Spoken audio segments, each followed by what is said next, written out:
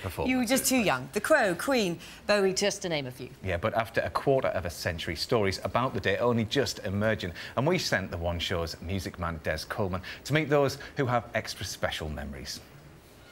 It's 12 noon in London, 7 a.m. in Philadelphia, and around the world it's time for Live Aid.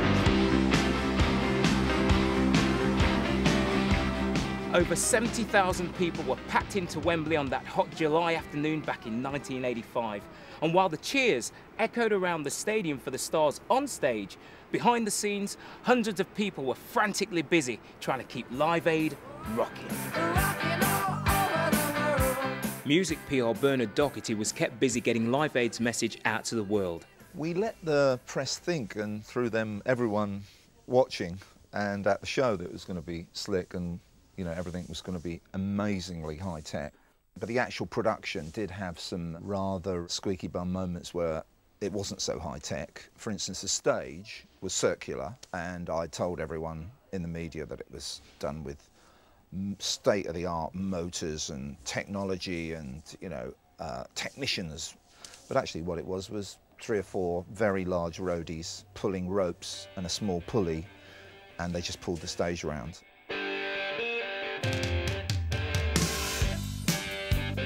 Rita Gilligan was one of the waitresses working backstage at the temporary Hard Rock Cafe.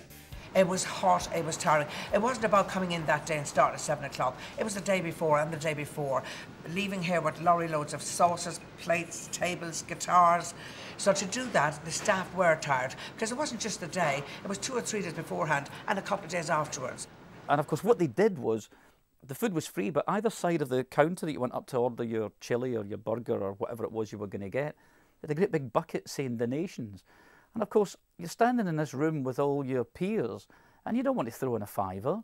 You know, so everyone's pulling out £50 notes and throwing them in. It was the most expensive meal most of us have ever had. They were so generous, and they just enjoyed it, and we enjoyed it.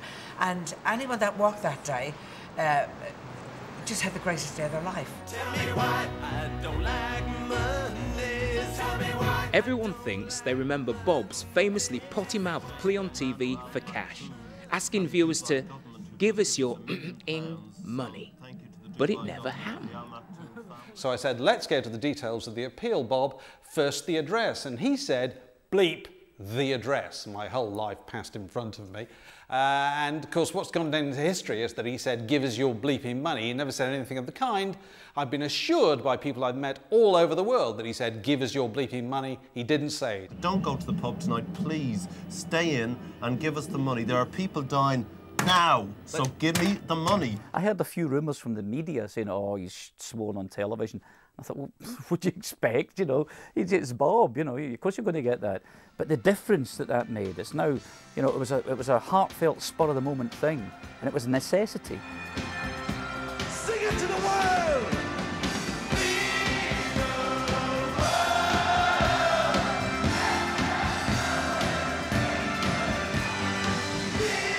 In the quarter of a century since Live Aid, there have been countless charity rock concerts. But this one was the daddy of them all. And everyone who was involved, on stage, backstage, or even in the crowd, all knew that they were part of a once-in-a-lifetime experience. Once in a lifetime experience. Where were you?